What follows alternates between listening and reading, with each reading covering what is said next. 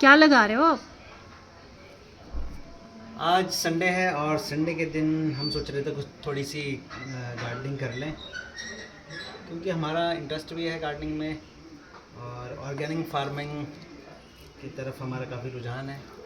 तो हम एक्सपेरिमेंट कर रहे हैं अभी कि अगर लार्ज स्केल पर हमें कभी फार्मिंग करने की ज़रूरत पड़ जाए तो ये हमारा एक तरह से जो घर पे हमारा ये छोटा सा गार्डन है ना, ये हमारी लैब है और इस लैब में हम एक्सपेरिमेंट करते रहते हैं, कुछ ना कुछ हम लगा के देखते रहते हैं कि वो लगता है नहीं लगता है, क्या कौन सी बीमारी आती है, उसको कौन कौन सी चीज़ों की ज़रूरत पड़ती है। जैसे अभी मैंने इसमें आलू लगाए हैं, अक्टूबर का महीना है तो अभी मैं आलू लगा रहा हूँ। थोड़े दिन बाद हम इसको चेक करके बताएंगे कि कैसे लग रहे हैं। देखो बीज जो जो हमने लिए थे ना, थोड़े ठीक ठीक सही हैं, देखो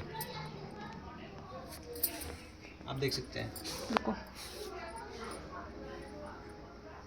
तो अब इस तरह के हमने आलू लगाए हैं और हमने डायरेक्ट, जैसे इसमें क्या है कि इसको हम लूंगे बोलते हैं अपने यहाँ पहाड़ी भाषा में ना, मुझे दूसरा पता नहीं इसको क्या बोलते हैं।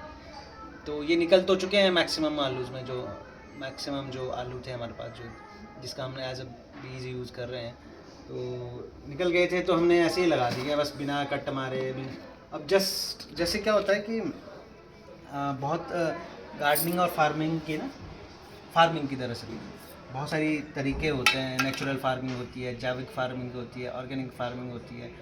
तो जैसे एक होता है जैविक फार्मिंग। जैविक फार्मिंग में क्या होता है, जो नेचुरल तरीके जैसे जंगल ग्रो करते हैं ना नेचुरली तरीके से, वैसी फार्मिंग होती है। तो हम भी सोच रहे थे जैसे तैसे कोई कीड़ा खा रहा है, कीड़ा खाने दो, हम कुछ भी यूज़ नहीं करेंगे। तो उस तरह की हम फार्मिंग ट्राई कर रहे हैं, तो देखते हैं इसका क्या रिजल्ट मिलता है। अब मैं जैसे मैंने आज 2-3 चीज़ें और भी लगाई हैं, जैसे आप हमारा गार्डन देख सकते हो। ये हर श्रृंगार का पौधा है। ये पेड़ थोड़ा बड़ा हो जाता है तो मैंने इसको थोड़े ना जो ग्रो बैग है थोड़ा सा बड़ा है, जैसे इसमें ना जो पहले छोटे पॉट्स में था, ये इस वाले पॉट में तो ठीक से ग्रो नहीं हो पा रहा था, तो मैंने इसको ना ग्रो बैग में लगाया। देखते हैं ग्रो किस तरह से होता है अभी आगे ना।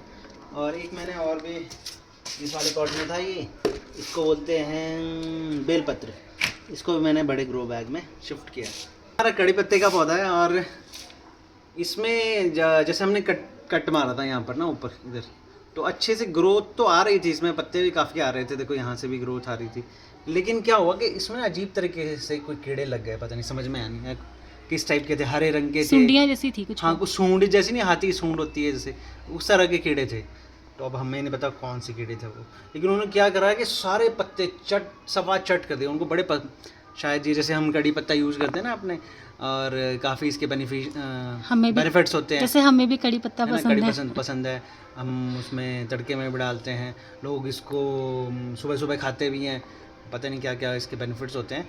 तो वैसे मुझे लगता है कीड़ों को भी बहुत ज़्यादा पसंद है। उन्होंने ऐसे सफ़ा चट किया है ना इसको, देखो एक भी पत्ता नहीं बचा, देखो सारी डंडी ये सारे कीड़ों ने खाए हुए, बहुत फ्रेश सुंदर सुंदर जैसे ऐसे ऐसे पत्ते आए थे, देखो इसमें देखो नरम नरम से,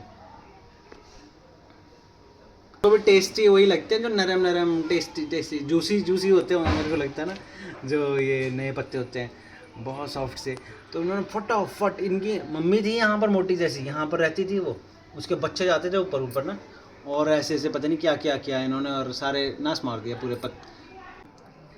तो मेरा तो देखो ये मानना है कि अगर आपके पास 2 प्लांट रखने की या 2 पॉट रखने की, जैसे ग्रो बैग में आप थोड़ा सा अच्छे से एक्सपेरिमेंट कर सकते हो।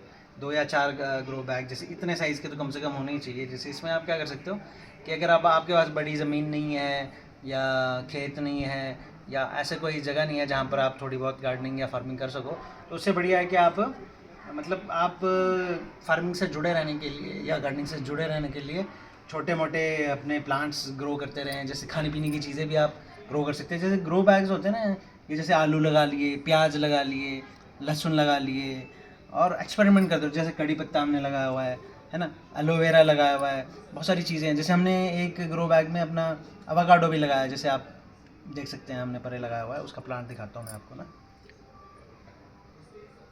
हाँ, जैसे उसमें बड़े वाले पॉट, क्योंकि इसका ना पेड़ बड़ा हो जाता है ग्रो बैग का, ग्रो बैग का नहीं, अवाकाडो का। तो अवाकाडो को इसलिए मैंने बड़े ग्रो बैग में लगा दिया है ताकि जब ये बड़ा होगा तो इसको शिफ्ट करने की ज़रूरत ना पड़े, और काफ़ी सुंदर भी लग रहा है। ऐसे मतलब ग्रो ऐसे स्टैंड कर रहा है जैसे कि भाई थोड़ा मैं एवोकाडो हूँ, स्मार्ट बन के खड़ा हूँ।